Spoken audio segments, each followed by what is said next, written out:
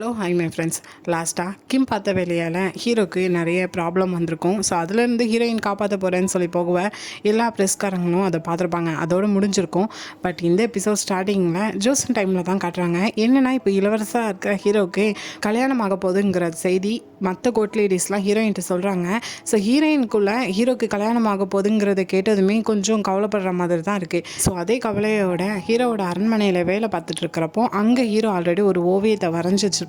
Heroine அதை பார்த்துட்டு தான் இருப்பாங்க. அந்த டைம் ஹீரோ வந்துட்டு இது அந்த ஜன்னல் பக்கமாக காய வைன்னு சொல்கிறாங்க. ஸோ ஹீரோயினும் போய் காய வைக்காங்க. ஆனால் மழை பெய்யுதுன்னு ஹீரோயின் அதை எடுக்கலான்னு பார்க்காங்க. ஹீரோ இல்லை விடு அதில் ஒன்றும் ஆகாதுன்னு சொல்லிட்டு இருக்கும்போது ஹீரோயினுக்கு மழை பிடிக்காது போல். ஹீரோ அதை பார்த்துட்டு ஏன் உனக்கு மழை பிடிக்காதான்னு கேட்கும்போது எந்த கோட் லேடிஸ்க்கு தான் மழை பிடிக்கும், நாங்கள் துணியெல்லாம் செலவு செஞ்சு காய போட்டிருப்போம். ஸோ இந்த மழைலாம் வந்தால் எங்களுக்கு அந்த வேலையை தான் பார்க்க தோணும் அப்படிங்கிற மாதிரி சொல்லும்போது ஹீரோயினா மலையில் போய் நனைஞ்சிட்டு நிற்காங்க. பின்னாடியே ஹீரோயினும் மலையிலலாம் நனையாதீங்கன்னு சொல்லி போய் நிற்கும்போது இங்கே வா அப்படின்னு சொல்லிட்டு அந்த மலையில் ஹீரோயினையும் பிடிச்சி நனைய வைக்காங்க. ஆனால் ஹீரோக்கு கல்யாணம் ஆக போகிறத நினச்சிட்டு ஹீரோயினுக்கு ஹீரோ கூட சகஜமாக பேச முடியலை. ஸோ அங்கேருந்து ஹீரோவும் ஹீரோயினை கூட்டிகிட்டு போயிருக்காங்க. ஸோ இதோட இந்த சீன் கட் ஆகி அகெயின் இங்கே 2026 தான் வரும். ஸோ ப்ரெஸ்காரங்க எல்லாருமே கவனிச்சுட்டு இருக்காங்க. ஹீரோயினும் தைரியமாக ஹீரோ அவங்க முன்னாடி கூட்டிகிட்டு வந்துட்டு நீங்கள் எல்லோரும் நினைக்கிற மாதிரி ஹீரோ ஒன்று அன்றைக்கி ஹிட் அண்ட் ரன் பண்ணலாம், அன்றைக்கி அவங்க ட்ரிங்க் கூட பண்ணலை, நான் தான் அவங்க கூட இருந்தேன், நான் தான் அதுக்கு சாட்சி, அவங்க எனக்கு ஜஸ்ட் ஹெல்ப் பண்ண தான் வந்திருந்தாங்க அப்படின்னு சொல்லிட்டு எல்லாரும் முன்னாடியே தைரியமாக சொல்கிறாங்க.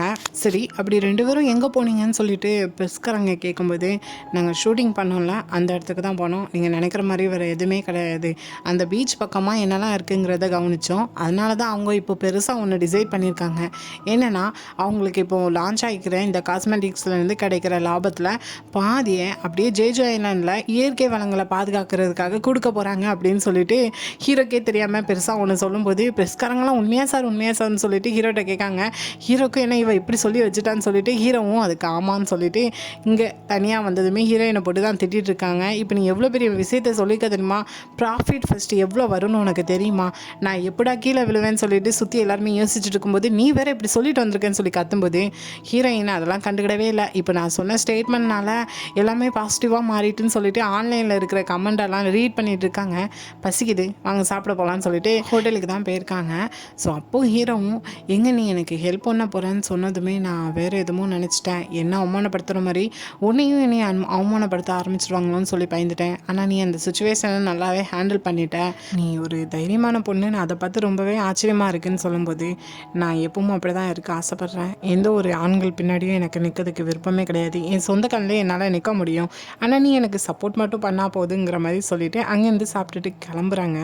அப்போவும் ஹீரோயின் தான் பே பண்ணிப்பாங்க போல். ஹீரோவும் இதுதான் என்னோட வாழ்க்கையில் ஃபஸ்ட் டைம் ஒரு பொண்ணு எனக்காண்டி நான் சாப்பிட்ட சாப்பாடை பே பண்ணுறது அப்படின்னு சொல்லும்போது இங்கே ஹீரோயினும் நான் எப்பவும் ஓசி சாப்பாடு சாப்பிடுவேன்னு நினச்சியா என்னன்னு சொல்லிட்டு கிண்டல் பண்ணிட்டு போயிட்டு இருக்காங்க. அப்போ ஹீரோவும் நீ நிறைய சமயம் தூக்கி தலையில் வைப்பேன்னு நினைக்கிறேன், ஆனால் பொண்ணுங்களுக்கு தலையில் வழுக்கலாம் விழாதுங்கிற மாதிரி கிண்டல் தான் பண்ணுறாங்க. ஹீரோயினும் ரீசெண்ட் டைம்ஸில் நியூஸ் பேப்பர் ஃபோனுன்னு சொல்லி நிறைய ரீட் பண்ணி கொஞ்சம் சயின்ஸாக நிறைய தெரியும். ஸோ அதை பற்றி இங்கே சொல்கிறாங்க, பொண்ணுங்களுக்கு ஏன் தலையில் வழுக்க வராதுங்கிற மாதிரி. ஸோ ஹீரோவும் பரவாயில்லையே நீ இந்த அளவுக்கு பேசுவேன் நான் எக்ஸ்பெக்டே பண்ணலை அப்படின்னு சொல்லும்போது பதிலுக்கு ஹீரோயினும் நான் இன்னும் நல்லா பேசணும், ஸோ நீங்கள் டைம் இருக்கிறப்போ எனக்கு இங்கிலீஷ் சொல்லித்தாங்கன்னு சொல்லி கேட்காங்க. ஹீரோவும் சும்மாலாம் சொல்லித்தர மாட்டேன், பதிலுக்கு காசு தரணும்னு சொல்லி கிண்டல் பண்ணிகிட்டு இருக்காங்க. ஸோ அப்படியே வா கிளம்பலான்னு சொல்லிட்டு ஹீரோயினை காரில் ஏற்றிட்டு கிளம்பும்போது கரெக்டாக அசிஸ்டண்ட் வந்து கால் வருது. என்னென்னா இப்போ ஹீரோவும் கொடுத்த அந்த நியூஸை பார்த்துட்டு டேகி வேணும்னே தாத்தாட்ட போயிட்டு ஹீரோவுக்கு நான் பிரச்சனை இருக்குது, ஸோ அதுக்கு நான் ஒரு ஹெல்ப் பண்ணுறேன்னு சொல்லிட்டு இப்போ டேகியும் ஹீரோவும் ரிலேஷன்ஷிப்பில் இருக்கோம், நாங்கள் ரெண்டு பேரும் டேட் பண்ணுறோங்கிற மாதிரி ஒரு ஆர்டிக்கலில் ரிலீஸ் பண்ணியிருக்காங்க. ஸோ இதனால் அசிஸ்டண்ட்டும் ஹீரோக்கு கால் பண்ணி சொல்கிறாங்க. ஹீரோவும் இந்த ஹீரோயினுக்கு தெரிஞ்சால் என்ன நினைப்பாங்கிறத ஹீரோயின்கிட்ட காட்டக்கூடாதுங்கிற மாதிரி யோசிச்சுட்டு இருக்கும்போது ஹீரோயின் எதுக்கு ஹீரோ ஒரு மாதிரி இருக்கான்னு சொல்லிட்டு என்னாச்சு ஏன் டல்லாக இருக்கேன், எதுவும் பிரச்சனையா, ஆன்லைனில் யாராவது உன்னை பற்றி தப்பாக கமெண்ட் பண்ணியிருக்காங்களா, நான் அதுக்கு ரிப்ளை பண்ணுறேன்னு சொல்லிட்டு ஃபோன் எடுக்கும்போது இங்கே ஃபோனை எடுத்தால் இப்போ ரிலேஷன்ஷிப்பில் இருக்கிற மாதிரி டேக்கி கொடுத்துறத பார்த்துருவாளான்னு சொல்லிட்டு ஹீரோயினோட ஃபோனை வாங்கி வச்சுட்டு வா ராமியன் சாப்பிட போகலான்னு சொல்லிட்டு கூட்டிகிட்டு போகிறாங்க. ஹீரோயினும் இந்த டைமில் எதுக்கு நம்ம நூடுல்ஸ் சாப்பிடணும், அதுக்கு என்ன அர்த்தமாக இருக்குன்னு சொல்லிட்டு போயிட்டு இருக்கும்போது ஹீரோயின் எதிர்ச்சியாக வெளியே எட்டு பார்த்தா ஒரு ஹோட்டலில் 24 hours ராமியான்னு இருக்குது. ஸோ அது நூடுல்ஸை பற்றி தான் போட்டிருக்காங்க. இதை பார்க்குற ஹீரோயின் வேறு மாதிரி யோசிச்சுட்டு இல்லை இது இந்த அளவுக்கு ஃபாஸ்ட்டாக போகணுன்னு நான் யோசித்து கூட பார்த்தது கிடையாது, காரை நிப்பாட்டி என் ஃபோனை தான் சொல்லிட்டு ஹீரோட்ட சண்டை போடுறாங்க. ஹீரோவும் பொறுமையாக அதுக்கப்புறம் ஹீரோயினை ராமியான் சாப்பிட்றதுக்காண்டி ஒரு ரிவர் பக்கத்தில் தான் கூட்டிகிட்டு கூட்டிகிட்டு வந்திருக்காங்க. ஸோ ஹீரோயினும் நூடுல்ஸை பார்த்துட்டு, ஓ இந்த ரம்யானா தான் சொன்னீங்களா என்னன்னு கேட்கும்போது, நீ எந்த ரம்யானை நினச்ச, நீ வேறு எதையும் நினச்சிருக்க போலேன்னு சொல்லி கிண்டல் பண்ணுறாங்க. இல்லை இல்லை நான் அப்படி எதுவும் நினைக்கல, ஃபஸ்ட்டு இந்த பிளேஸை பாரு எவ்வளோ கூலாக இருக்குது, இதை கொஞ்சம் ஃபீல் பண்ணு அப்படின்னு சொல்லும்போது ஹீரோயினுக்கு கரெக்டாக இந்த டைமில் இதை ஃபீல் பண்ணுங்கிற வார்த்தையை ஆல்ரெடி ஜோசன் டைமில் இளவரசர் சொல்லியிருப்பாங்க. ஸோ சடனாக ஹீரோயினுக்கு ஹீரோவை பார்த்தோன்னே அந்த ஞாபகம் வருது. ஹீரோவும் என்ன என் ஃபேஸு அவ்வளோ அழகாக இருக்குங்கிறத பார்த்துட்டு இருக்கேங்கிற மாதிரி சொல்ல ஹீரோயினும் டைவர்ட் ஆகிடுறாங்க. ஸோ அப்படியே நடந்து போயிட்டு இருக்கும்போது ஒரு கடற்கரையோட சிலை இருக்குது. ஹீரோயினும் அதை பார்த்துட்டு, இதுக்கெல்லாம் எதுக்கு சிலை வைக்கணும், இவா ஒரு காதலனுக்காக இருந்த எல்லாத்தையுமே கொடுத்துட்டு ஒன்றும் இல்லாமல் நின்றுட்டு இருந்தா, இவளுக்கு சிலை வைக்கிற அளவுக்கு இது ஒன்றும் பெரிய விஷயம் கிடையாதுன்னு சொல்லும்போது ஹீரோ இதை பார்த்துட்டு, நீ என்ன நினச்சிட்டு இருக்க, இது பொண்ணுங்களோட குணத்துக்காண்டி வச்ச சிலை நினச்சிட்டு இருக்கியா, அப்படிலாம் கிடையாது, இதோ இந்த கடற்கரையோட மூக்கை தடவிட்டு நம்ம ஆசைப்பட்டதை சொன்னோன்னா அதை நிறைவேற்றி வைக்குமான்னு சொல்கிறாங்க. ஹீரோயினும் நம்பலை. ஆனால் இந்த டைம் ஹீரோ ஃபோன் கால் வருதுன்னு சொல்லிட்டு போயிதாங்க. ஏன்னா அசிஸ்டன்ட் தான் கால் பண்ணியிருக்காங்க. ஏன்னா டேகியும் ஹீரோ ரிலேஷன்ஷிப்பில் இருக்காங்கிறத ஃபஸ்ட்டே ஆர்டிக்கலாக ரெடி பண்ணி வச்சுருக்காங்க. பட் இப்போ தான் ரிலீஸ் பண்ணியிருக்காங்க. கண்டிப்பாக இதுக்கு தாத்தாவோட ஹெல்ப்பும் இருந்திருக்குங்கிறது ஹீரோவுக்கு புரியுது. பட் இதனால் என்னமோ ஹீரோவோட ஸ்டாக் ப்ரைஸ் அப்படியே கூட்டிகிட்டு போகுது. ஸோ இப்போ ஹீரோ என்னென்னா, இது எப்படி ஹீரோயின்ட்டு சொல்ல போகிறோம், இப்படி நானும் டேகியும் ரிலேஷன்ஷிப்பில் இருக்கிற மாதிரி வந்திருக்கேன், அதை சொன்னால் அவள் கோவப்படுவாளா கவலைப்படுவாங்கிறது தெரியலேன்னு சொல்லிட்டு ரிட்டன் ஹீரோயினை பக்கம் தான் ஹீரோ சொன்னதை நம்பிக்கிட்டு அந்த சிலையில் மூக்கை தடவிட்டு ப்ரே பண்ணிகிட்டு இருக்காங்க. ஹீரோவும் அதை பார்த்து சிரிச்சுக்கிட்டு ஹீரோயின் அங்கேருந்து எடுத்துகிட்டு போகிறாங்க. ஸோ இப்போ இன்றைக்கி ஹீரோக்காக செஞ்சதை தான் ஹீரோ இங்கே பாராட்டிகிட்டு இருக்காங்க. ஸோ அப்படியே நான் ஸ்ட்ரெயிட்டாக ஒன்று கேட்கணும் உன்ட்ட, நம்ம 2 பேரும் டேட் பண்ணலாமான்னு சொல்லி கேட்காங்க. ஹீரோயினும் ஹீரோ இப்படி ஸ்ட்ரெயிட்டாக கேட்டதுமே அதை தான் எதிர்பார்த்துட்டு இருந்திருப்பாங்க போல். ஸோ ஹீரோயினுமே நான் உனக்கு ஒரு சான்ஸ் தரலான்னு இருக்கேன், நம்ம 2 பேரும் டேட் பண்ணலாங்கிற மாதிரி சொல்கிறாங்க. ஸோ ஹீரோவுக்கும் இங்கே ஹாப்பி ஆகுது. கூடவே இப்போ டேகி கொடுத்துருக்குற அந்த ஆர்டிக்கலை பற்றி இப்போ ஹீரோயினுக்கு தெரிஞ்சாகணும்னு சொல்லிட்டு இங்கே பிஸ்னஸ் ஃபீல்டில் எதுனாலும் எப்படினாலும் நடக்கிறதுக்கு வாய்ப்பு இருக்குது. ஸோ அதே மாதிரி தான் எனக்கு திடீர்னு ஒரு ஃபியான்சி கிடச்சிருக்காங்க அப்படின்னு சொல்லும்போது ஹீரோயினும் ஃபியான்சியா என்னது அப்படின்னு சொல்லி கோவத்தோட கேட்கும்போது அப்படியே இதை கட் பண்ணி நெக்ஸ்ட் டே தான் காட்டுறாங்க. ஸோ ஃபைனலாக ஹீரோ என்ன மேட்டருங்கிறத சொல்லிட்டாங்க போல். ஹீரோயினும் அதே நியூஸ் பேப்பரை வச்சுக்கிட்டு 2 பேரும் ரிலேஷன்ஷிப்பில் தான் இருக்காங்கிற மாதிரி இருக்கிறத பார்த்துட்டு ரொம்ப கோவத்தில் இருக்காங்க. இந்த டைம் இதை தெரியாத பக்கத்து ரூம்மேட்டுன்னா அந்த நியூஸ் பேப்பரில் டேகியும் ஹீரோவும் இருக்க பார்த்துட்டு, ஓ இந்த பேர் அழகாக இருக்கே, கண்டிப்பாக இவங்க 2 பேரும் சேர்ந்துருவாங்க மாதிரி பேசும்போது ஹீரோயின் கோவத்தில் திட்டி அவனை அங்கேருந்து அனுப்பி விடுறாங்க. ஸோ அப்படி இன்னொரு பக்கம் ஹீரோ தாத்தாட்ட இதை பற்றி பேசலான்னு சொல்லிட்டு போனால் அங்கே ஹீரோவுக்கு முன்னாடி டேகி தாத்தாவை பார்த்து பேசிகிட்டு இருக்கா. ஸோ ஹீரோவும் டேகியை பார்த்ததுமே, எனக்கு தெரியாமல் என் தாத்தாட்ட வந்து பேசுகிற வேலையெல்லாம் வச்சுக்கிறாத அப்படின்னு சொல்லி கோவப்படுறாங்க. தாத்தாவும், உனக்கு எது தெரிஞ்சுக்கணும்னா நீ ஏன்ட்ட கேளு, அவட்ட பேச தேவையில்லைன்னு சொல்கிறாங்க. ஆனால் டேகி என்னமோ நல்லவ மாதிரி தாத்தாட்ட பேசிட்டு ஹீரோவை தனியாக கூட்டிகிட்டு வரா. ஹீரோவும், எதுக்காக இப்படி பண்ணிகிட்ருக்கேன், எனக்கு இதெல்லாம் பிடிக்காது, எது நடந்தாலும் பரவாயில்ல, அதை என்னால் ஃபேஸ் பண்ணிக்கிட முடியும் அப்படின்னு சொல்லும்போது, இதுக்கு காரணம் ஹீரோயின் தானேன்னு சொல்லி கேட்கா. அதுக்கு ஹீரோவும், ஆமாம் நான் இப்போ கேர் பண்ணிக்கிட்டணும்னு நினைக்கிறது அவளை மட்டும்தான், இதில் எது நடந்தாலும் எனக்கு பிரச்சனை கிடையாது, அது எதுனாலுமே என்னால் ஃபேஸ் பண்ணிக்கிட முடியும்னு சொல்லும்போது பதிலுக்கு அவளும், உங்களோட ரிலேஷன்ஷிப்பில் சின்னதாக ஒரு தீப்பொறி வந்தால் கூட எல்லாமே முடிஞ்சு போயிடும், அதுக்கு நான் வெயிட் பண்ணுறேங்கிற மாதிரி சொல்கிறான். இன்னொரு பக்கம் ஹீரோயின்ட்ட அந்த ஏஜென்சியோட சிஎம்மும் ஹீரோ விட்டு தள்ளி இருக்கிறதுக்கு பாரு, ஒரு வேளைக்கு 2 பேரை பற்றி ஏதாவது ரூமர் வந்தால் கூட உன்னோட கரியருக்கு பெரிய ப்ராப்ளமாக இருக்குங்கிற மாதிரி வார்ன் பண்ணிட்டு இருக்காங்க. இன்னொரு பக்கம் கிம் என்னென்னா ஒரு ஷாப்பில் போய் இந்த க்ளவுஸ்லாம் போய் பார்த்துட்ருக்கான். கூட இருக்கிறவங்களும் யாருக்காக சன்னு பார்க்குறீங்கன்னு அங்கே இருக்கிற ஒரு ஸ்டாஃபும் கேட்டால் என்னோட பையனுக்காக அப்படிங்கிற மாதிரி சொல்கிறான். ஸோ அவனுக்கு ஆல்ரெடி ஒரு பையன் இருக்கான் போல், அது யார் என்னங்கிறது நம்மளுக்கு இப்போ வரைக்கும் காட்டலை. ஸோ அப்படி இன்னொரு பக்கம் டேகியை பார்த்தோன்னா தனியாக உட்காந்து ஹீரோவும் ஹீரோயினும் நேற்று நைட்டு எங்கெல்லாம் போனாங்கிறத யாரோ உங்களுக்கு ஃபோட்டோலாம் எடுத்து அனுப்பியிருக்காங்க. ஸோ இதை பார்த்துட்டு அவள் வேறு கொஞ்சம் கவலையில் இருக்கா. இந்த டைம் கரெக்டாக அந்த இடத்துக்கு பிஸ்னஸ் விஷயமா கிம் வந்திருப்பான். ஸோ இங்கே டேகியை பார்த்ததுமே பேசுறதுக்கு வரான். ஆக்சுவலாக ஃபஸ்ட்டு இவன் தான் ஹீரோவை அப்ரோச் பண்ண சொல்லிட்டு டேகிட்ட சொல்லியிருப்பான். டேகி முடியாதுன்னு சொல்லியிருப்பான். ஆனால் அதுக்கப்புறம் ஃபஸ்ட் டைம் ஹீரோவை பார்த்ததும் அதுக்கப்புறம் காரு பின்னாடி போய் இடிச்சது அப்படின்னு சொல்லிட்டு பார்க்குற டைம்லாம் ஹீரோ இவளுக்கு பிடிச்சி போச்சு. ஸோ இப்போ சின்சியராக ஹீரோவை லவ் பண்ணுற மாதிரி தான் இருக்குது. அதை தான் இப்போ கிம்மிட்டே சொல்லிட்டு இருக்கா. ஸோ அப்படியே கொஞ்ச நேரத்தில் தனியாக உட்காந்து அவள் ட்ரிங்க் பண்ணிகிட்டு இருக்கா. இதை கொஞ்சம் தள்ளி நின்றுட்டு கிம்மும் நோட் பண்ணிட்டு தான் இருக்கான். ஸோ அப்படி இதை கட் பண்ணி அடுத்ததாக இந்த ஹீரோயினுக்கு எப்பவுமே தெரிஞ்ச அந்த ஷாமன் அவங்ககிட்ட போய் தான் என்னோட எதிர்காலம் எப்படி இருக்குங்கிறத போய் கேட்டுட்டு இருக்காங்க. அவங்களும் ஏதோ அரசியலாம் வச்சு போட்டு பார்த்துட்டு உன்னோட வாழ்க்கையில் உனக்கு பெரிய புயல் ஒன்று அடிக்க போகுதுங்கிற மாதிரி நெகட்டிவாக பேச ஹீரோயின் அதை தாங்க முடியாமல் நீங்கள் போய் சொல்லிட்டு இருக்கீங்க, இதெல்லாம் என்னால் நம்ப முடியாது, நீங்கள் இப்படி சொல்லிட்டு இருக்கிறதுனால தான் இந்த டென்ட்லேயே உங்களால் இருந்துட்டு இருக்க முடியுதுன்னு சொல்லிட்டு திட்டும்போது அதுக்கு அந்த அம்மாவும் நீ ஏன் சொல்ல மாட்டேன், நான் ஒரு துறவியோட 18வது தேவகன்னியாக இருந்தவா, ஆனால் இப்போ பாரு என்னோட நிலைமை எங்கே இருக்குன்னு சொல்லும்போது ஹீரோயினும் என்னாச்சுங்கிறத கேட்காங்க. ஆக்சுவலாக இவங்க உண்மையாகவே ஒரு தேவகன்னியாக இருந்திருக்காங்க. பட் அந்த டைமில் இவங்ககிட்ட கற்றுக்கணும்னு சொல்லிட்டு வந்தவங்கன்னு நினைக்கிறேன். ஸோ அவங்க கொடுத்த ஃபீஸை வச்சுட்டு நிறைய வாங்கிட்டேங்கன்னு சொல்லிட்டு இந்த அம்மாவை தள்ளி விட்டுட்டு இவங்க இருந்த இடத்த அந்த அம்மா எடுத்து வச்சுக்கிட்டு போகல. ஸோ இப்போ அந்த அம்மா தான் அங்கே பெரிய ஷாமனாக இருக்காங்க.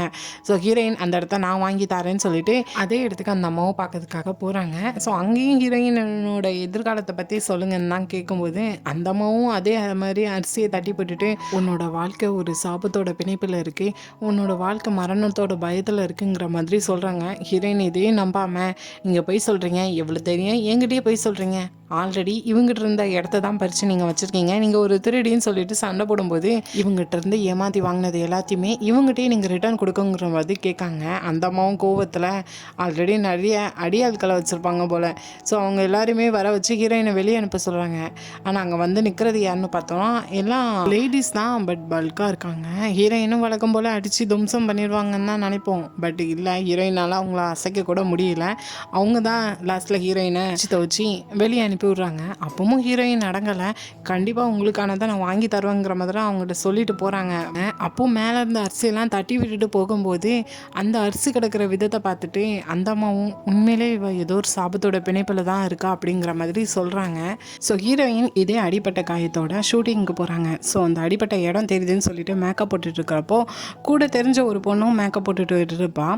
ஸோ இதை பார்க்குற யோசிச்சுட்டு என்னென்னா யாருக்கு இங்கே வரணுமோ அவங்க மட்டும் தான் வரணும், தேவையில்லாமல் ஏன் மற்றவங்கலாம் வராங்கிற மாதிரி குத்தி பேசும்போது அந்த பொண்ணே அங்கேருந்து கிளம்பி போயிருதான். யாரை எந்த இடத்துல வைக்கணுமோ அந்த இடத்துல வச்சாதான் நல்லது, தேவையில்லாமல் மற்றவங்களை இந்த இடத்துக்கு கொண்டு வந்ததுனால பிரச்சனை தான் வந்துட்டுருக்குன்னு சொல்லும்போது ஹீரோயினும் என்ன சொல்கிறேன்னு சொல்லி கேட்கும்போது அவன் என்னென்னா நீ தானே அந்த பொண்ணு ஹீரோவை செடியூஸ் பண்ணணும்னு ட்ரை பண்ணது, காசுக்காக தானே இதெல்லாம் பண்ணுறங்கிற மாதிரி பேசும்போது ஹீரோயின் என்ன அமைதியாக இருக்க போகிறாங்க. பதிலுக்கு அவளையும் நியூஸ் கட் பண்ணுற மாதிரி பேசி விட்டுட்டு வந்துடுறாங்க. அதுக்கப்புறம் தான் ஹீரோயின் ஃபோனில் பார்க்காங்க. என்னென்னா ஹீரோவை செடியூஸ் பண்ணணும்னு சொல்லிட்டு ஒரு சைல்டு ஆக்டராக அந்த பொண்ணு ட்ரை பண்ணியிருக்காங்கிற மாதிரி ஒரு ஆர்டிக்கல் ரிலீஸ் ஆகிருக்கு. ஆனால் ஹீரோயினோட பேரை மென்ஷன் பண்ணாமல் மற்ற எல்லா இன்ஃபர்மேஷனும் கொடுத்துருக்காங்க. இதை பண்ணது யாருன்னா டேகி தான். ஸோ இதை தெரிஞ்சுக்கிட்டு 2 ரிப்போர்ட்டர்ஸ் அது ஹீரோயின் தான் சரியாக கண்டுபிடிச்சிட்டு வந்து ஃபோட்டோ எடுத்துகிட்டு இருக்காங்க தூரத்தில் நின்று. இதை ஹீரோயின் கண்டுபிடிச்சி அவங்க கூட போய் சண்டை போட்டு அந்த கேமராவை வாங்கி உடச்சிட்டு ஏன் விருப்பம் இல்லாமல் என்னோட முகத்தை படம் பிடிப்பீங்க, இப்போ நான் உங்களோட முகத்தை படம் பிடிக்கேன்னு சொல்லிட்டு கேமராவில் ஃபோட்டோ வேறு எடுத்துகிட்டு இருக்காங்க. இன்னொரு பக்கம் ஹீரோக்கும் இப்படி ஹீரோயினை பற்றி ஆர்டிக்கல் வெளியே வந்திருக்குங்கிறது தெரிஞ்சுட்டு ஆனால் டேகின்னு கண்டுபிடிச்சிட்டு ஸ்ட்ரெயிட்டாக டேகிட்ட தான் போய் பேசுகிறாங்க. இப்போ எதுக்கு இப்படி ஆர்டிக்கல்லாம் ரிலீஸ் பண்ணி தொந்தரவு பண்ணிட்டு இருக்கேன்னு சொல்லி கேட்கும்போது பதிலுக்கு அவளன்னா இப்போ நான் சொல்ல போகிறத நல்லா கவனிச்சுக்கோங்க, நீங்கள் எதுவுமே எனக்கு சும்மா செய்ய வேண்டாம், இப்போ நான் எங்களோட மோஜங் கம்பெனி இப்போ தாத்தாவோட கம்பெனி கூட பார்ட்னர்ஷிப் வச்சுக்கிட்டா தாத்தாக்கு மட்டும் இல்லை உங்களோட கம்பெனிக்கும் பெனிஃபிட் தான், உங்களோட ஷேர்ஸும் கூட தான் செய்யும். ஸோ நீங்கள் பதிலுக்கு எனக்கு ஒன்று பண்ணணும், இந்த வீக்கெண்டில் நடக்க போகிற லன்ச் பார்ட்டியில் நீங்களும் நானும் கப்பலாக ஃபோட்டோ எடுத்துக்கிடணும். இப்படி பண்ணிங்கன்னா உங்களுக்கு மட்டும் பெனிஃபிட் கிடையாது, இதனால் ஹீரோயினுக்கும் பெனிஃபிட் தான், பீப்புள்ஸோட ஒப்பீனியன் இதில் மாறும் ஹீரோயின் மேலே இருக்கிறது அப்படின்னு சொல்லும்போது ஹீரோவும் ஹீரோயினுக்காக சரி ஓகேன்னு சொல்ல வருவாங்க அந்த ஃபோட்டோ எடுக்கிறதுக்காக. பட் இந்த டைம் கரெக்டாக அசிஸ்டண்ட்லேருந்து கால் வருது, ஒரு பெரிய நியூஸ் வந்திருக்கு அப்படின்னு சொல்லிட்டு. என்னென்னா ஹீரோயின் 2 ரிப்போர்ட்டர்ஸை பிடிச்சி அடிச்சிருப்பாங்கல்ல, பதிலுக்கு ஒரு ஹெல்ப் கேட்டிருப்பாங்க. என்னென்னா ஹீரோயினுக்கு ஒரு ஷாமனுக்கு ஹெல்ப் பண்ண போகிறேன்னு சொல்லிட்டு இன்னொரு ஷாமன்கிட்ட போய் அடி வாங்கிட்டு வந்திருப்பாங்களே. ஸோ அதை பற்றி தான் அங்கே உண்மையாகவே அவங்க எல்லாருக்கும் ஏதோ அந்த இதெல்லாம் சொல்லி கொடுக்குறான்னு பேரில் ஃபீஸ் அமௌண்ட் நிறையா வாங்குவாங்க. கூடவே அங்கே இருக்கிற எல்லாருக்குமே ட்ரக்ஸு சப்ளை பண்ணியிருப்பாங்க போல். ஸோ அதை அப்போவுமே ரிப்போர்ட்டர்ஸ்கிட்ட சொல்லி அது போலீஸ்கிட்ட சொல்லி அந்த கேஸ் பெருசாக ஆகி அங்கே இருக்கிறவங்க எல்லாரையும் அரெஸ்ட் பண்ணுறாங்க. இதுக்கெல்லாம் காரணம் ஹீரோயின் தாங்கிற மாதிரி நியூஸ் ரிலீஸ் ஆகுது. ஸோ இதனால் ஹீரோயினுக்கு சப்போர்ட்டர்ஸும் அதிகமாகறாங்க. இதனால் இப்போ ஹீரோவும் ஹாப்பி. ஸோ அதனால் இப்போ உங்கள் டேகி பண்ண ஆஃபராக ஹீரோ என்னால் முடியாது, இதெல்லாம் என்னால் செய்ய முடியாதுன்னு சொல்லிட்டு கிளம்பி அங்கேருந்து போகிறாங்க. அடுத்ததாக மக்களுக்கு ஹீரோயின் மேலே இருந்த ஒப்பீனியன் அப்படியே மாறி ஹீரோயினோட டேலண்ட்டை பற்றி ரொம்ப பெருசாக பேசுகிறாங்க. ஸோ இதை ஹாப்பியோட ஹீரோயின் வீட்டுக்கு வந்தால் வாசல்லையே இங்கே கிம்மோட அசிஸ்டன்ட் நின்றுட்டு இருக்கான். ஹாஸ்பிட்டலில் இருக்கிற பாட்டியோட ஃபோட்டோவை வேற காட்டுறான். ஸோ அடுத்ததாக கிம்மை மீட் பண்ணுறதுக்காக ஹீரோயின் போகிறாங்க. அங்கே கிம்மை என்ன சொல்கிறான்னா, உனக்கும் உன்னோட ஃபேமிலிக்கும் எந்த ஒரு பிரச்சனையும் இல்லாமல் ஃப்யூச்சருக்கு என்னெல்லாம் வேணுங்கிறத நான் எல்லாத்தையும் தருவேன். ஸோ நீ பண்ண வேண்டியது ஹீரோவும் அந்த டேகிக்கும் ரிலேஷன்ஷிப் இருக்க தான் வந்திருக்கிறத நீ பிரேக்கப் பண்ண வைக்கணும். அந்த மோச்சம் கம்பெனி இவங்க கூட பார்ட்னர்ஷிப் வைக்காமல் இருக்கணும். இதை பண்ணால் போதும்.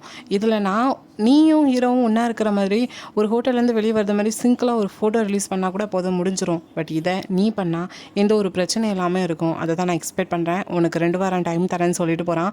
ஸோ ஹீரோயின் இந்த இடத்துல ஒரு ஃப்ளாஷ்பேக் நினச்சி பார்க்காங்க. அப்படியே ஜோசன் டைமில் ஹீரோயினுக்கு ஒரு கத்தி கொடுத்துருப்பாங்களா கிஃப்டாக. பட் இப்போ அந்த கத்தியை வச்சு ஒரு ஹெட் கோர்ட்டில் ஓடி ஹீரோயினை விசாரிச்சுட்டு இருக்காங்க. இந்த கத்தி எப்படி வந்துச்சு, அரச குடும்பத்தை சேர்ந்தவங்ககிட்ட மட்டும் தான் இது இருக்கும், உன் கைக்கு எப்படி வந்துச்சுன்னு கேட்கும்போது எனக்கு ஒருத்தங்க பரிசாக தந்தாங்கிறத ஹீரோயின் சொல்கிறாங்க. பட் அது ஹீரோ தான் இளவரசர் தான் தந்தாங்கிறத அங்கே சொல்லலை.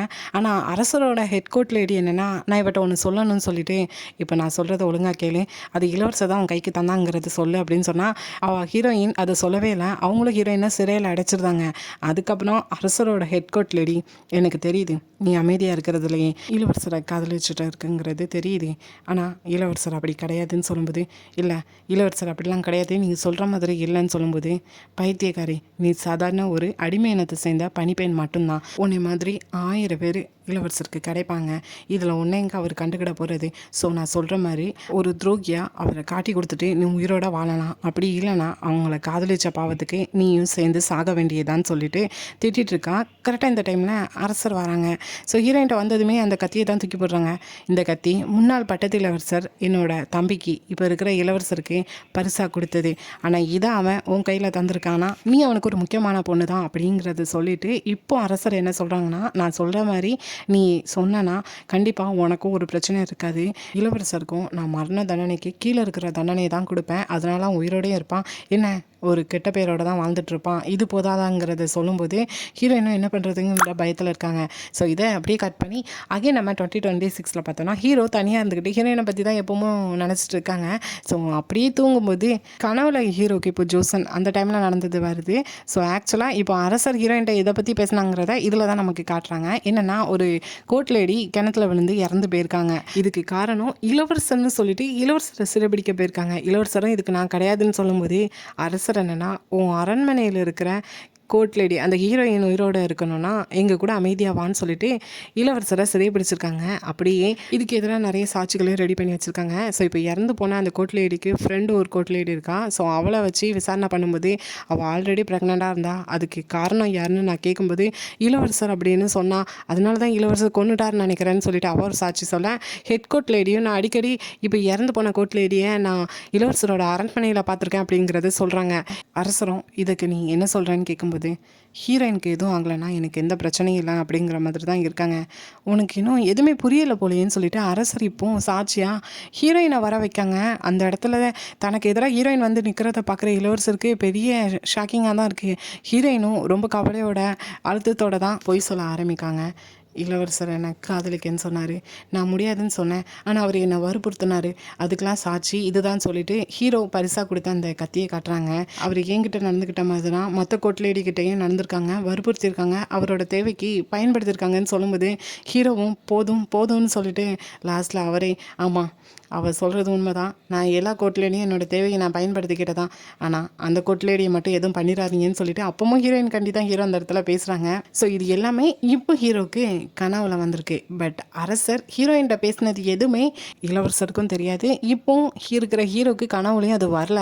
ஸோ இப்போ கண்முழிக்கிற ஹீரோ என்னன்னா, இதுக்கு முன்னாடி வந்திருக்கலாம் கனவு. ஸோ அதையும் இதையும் கொஞ்சம் ஓரளவுக்கு கனெக்ட் பண்ணி பார்க்காங்க. ஸோ ஏதோ ஷாக் ஆகிறாங்கன்னு மட்டும் தெரியுது.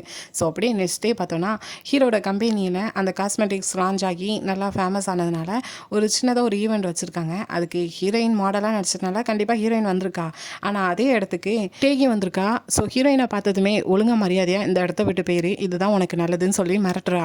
ஸோ அந்த மாதிரி மிரட்டலுக்கு ஹீரோயின் பயப்படுற ஆளும் கிடையாது. ஸோ பதிலுக்கு நீ தான் யாரும் கூப்பிடாம இந்த இடத்துக்கு வந்த மாதிரி இருக்குது, ஃபஸ்ட்டு நீ இங்கேருந்து போகணும்னு சொல்லிட்டு சண்டை போட்டுட்ருக்காங்க.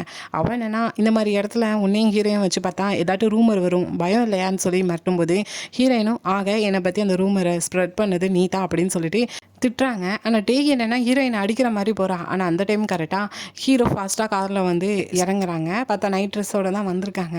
உன்ட்ட நான் தனியாக பேசணும்னு சொல்லிட்டு டேகி முன்னாடி ஹீரோயினை கையை பிடிச்சி தனியாக கூட்டிகிட்டு போகிறாங்க. டேகிக்கு எரிய தான் செய்யுது. ஆனால் தனியாக கூட்டிகிட்டு போயிட்டு யார் நீன்னு சொல்லிட்டு ஷாக்கிங்கோடு கேட்காங்க. ஹீரோயினும் யார் நீனா என்ன அர்த்தம் நார்மலாக கேட்கும்போது யார் நீ உண்மையிலே டன்சின் காங்னு கேட்காங்க. ஆக்சுவலாக ஜோசன்னா ஹீரோயினோட பேர் அதுதான். ஸோ ஓரளவுக்கு ஹீரோ வந்த கனவை வச்சு ஒரு கெஸ் பண்ணி ஹீரோயின்கிட்ட கேட்காங்க. ஹீரோயினும் இது எப்படி ஹீரோக்கு தெரிஞ்சுங்கிற பெரிய ஷாக்கோட இந்த எபிசோடு இங்கேயே முடியுது. ஸோ அடுத்த எபிசோடுக்கு கொஞ்சம் வெயிட் பண்ணி தான் ஆகணும். இன்னும் ரிலீஸ் ஆகலை. ஸோ இதை என்னன்னு சொல்லி ஹீரோயின் தப்பிக்காங்க இல்லைனா மறுபடியும் என்ன ஆக போகுதுங்கிறத பொறுமையாக தான் பார்க்கணும். இந்த எபிசோட் பிடிச்சிருந்தா லைக் பண்ணுங்கள். ரொம்ப பிடிச்சிருந்தா சப்ஸ்கிரைப் பண்ணுங்கள். தேங்க்யூ. Bye bye friends.